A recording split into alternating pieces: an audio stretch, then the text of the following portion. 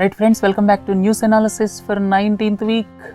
We deliberated in news analysis of 18th week with regard to the success of 2 years rule of present NDA government, and during 19th week news analysis we are going to deliberate on the issues which can be considered as some of them failures, not much action and yet to watch.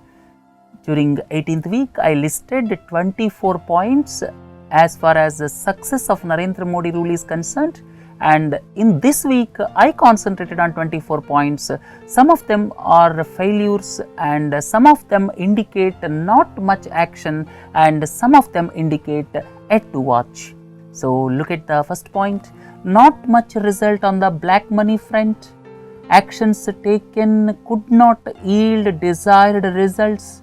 Before elections, during election campaign, the present Prime Minister Narendra Modi specifically talked about black money, but when it comes to action, not much result during the past 2 years.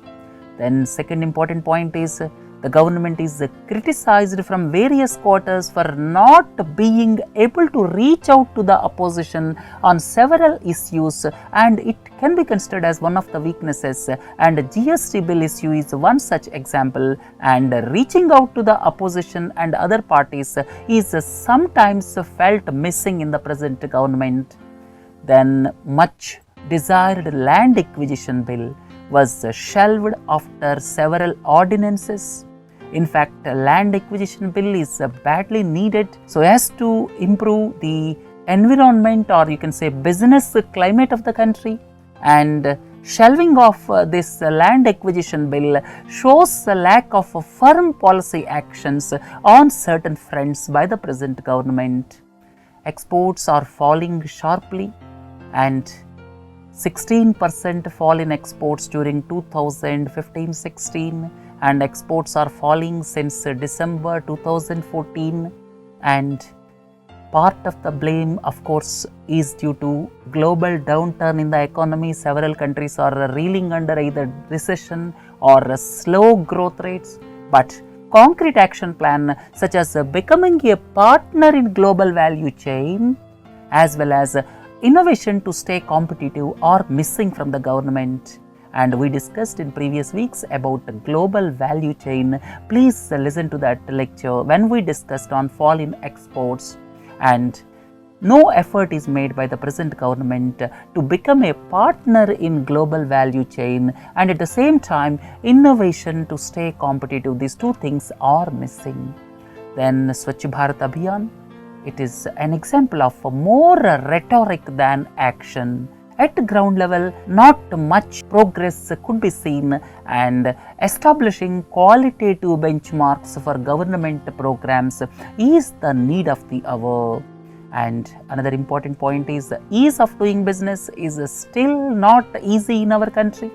The biggest hurdle is the mindset of the government employees, and massive transformation campaign is needed to improve ease of doing business in our country. Then another important point is Madhesis issue. Madhesis issue could have been solved in a better way. That is the general feeling, and without giving a scope for misunderstanding or misinterpretation with Nepal. Ultimately now Nepal is slowly inching towards China in spite of a difficult geographical terrain with China. Then with regard to the programs like cleaning the river Ganga, Make in India, Smart Cities Mission, Skill India, concrete action plans are needed to make them a success, and concerted action of center and state governments is the need of the hour to make these programs a success. Another important point is except Bangladesh. During the past few years, India's neighbors, Maldives, Nepal, these two are slowly inching towards China. Then Pakistan is naturally expected to inch towards China with the China-Pakistan Economic Corridor, that is the $46 billion project. And Sri Lanka, after Maithripala Sirisena came to power, gave an impression to rebalance relations with India and China, but now various news reports indicate again Sri Lanka is slowly inching towards China, and not much action is taken by India to prevent this shift, especially with regard to two countries, that is Nepal and Maldives. Look into the next one. GDP figures are not matching with several macroeconomic indicators. In fact, Raghuram Rajan also expressed his doubts with regard to the calculation methodology adopted for GDP. Several indices or surveys point towards jobless growth, and which will have disastrous consequences for India. And in fact, in labor intensive sectors in 2015, very few jobs were added in comparison to 2014 and 13. So this is the alarming trend. Then companies' balance sheets, credit offtake from the banking system are not satisfactory. In fact, credit growth is hovering around 10%. It is supposed to be around 17-18% from the banking system, and companies' balance sheets, including banks' balance sheets, are not satisfactory. And the steps taken by the government to reinvigorate the manufacturing sector are also not sufficient. Then another important point is 2 consecutive years of drought and impending water supply problem, especially drinking water in the country, was not analyzed by the central government in right earnest, and during this summer around 25% of the population, that is around 33 crore population, suffered due to water problem.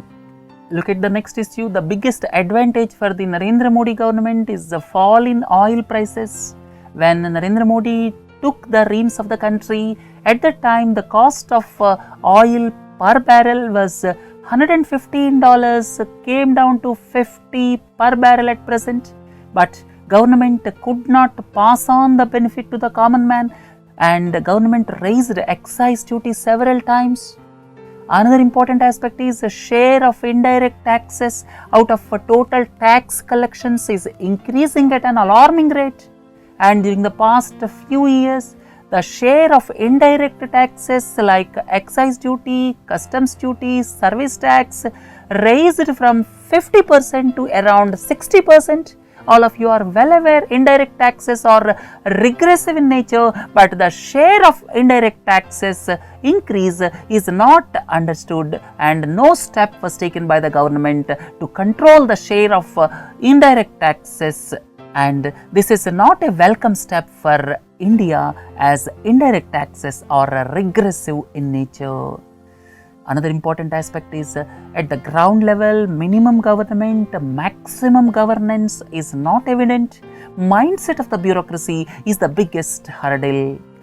Then there is also a general feeling in the country that the issues of FTII Pune, Jawaharlal Nehru University, University of Hyderabad could have been dealt in a better way. Then somewhat softer stance taken by the Bharatiya Janata Party in Lalit Modi issue and Vyapam scam gave a feeling that the BJP is not different from others. Then not much qualitative improvement in education and healthcare systems. So far no policy was devised in this direction, though it is too early to say. Rail roko and vandalism in BJP ruled states dent the central government's image also to some extent. The example is recent Jats agitation in Haryana. Then ambitious programs like Housing for All by 2022, renewable energy program of 1,75,000 megawatt by 2022 needs more action at the ground level. And another important aspect is the numbers required to ensure Housing for All by 2022 differs government to other private organizations. Government says 2 crore houses in urban areas, 4 crore houses in rural areas, whereas some other organizations calculate it as 11 crore houses. So this issue is to be sorted out. And renewable energy program of 1,75,000 megawatt by 2022 requires more concrete action. Then shattered industrial growth. delay in formulating national investment and infrastructure fund so as to fund infrastructure sector, not yet established.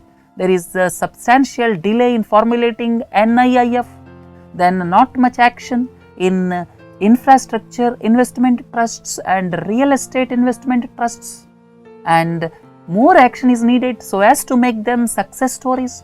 Then India's stance at Nairobi Ministerial Meet of World Trade Organization in December 2015 got criticism from several quarters. It was felt that India somewhat surrendered to the interests of developed countries.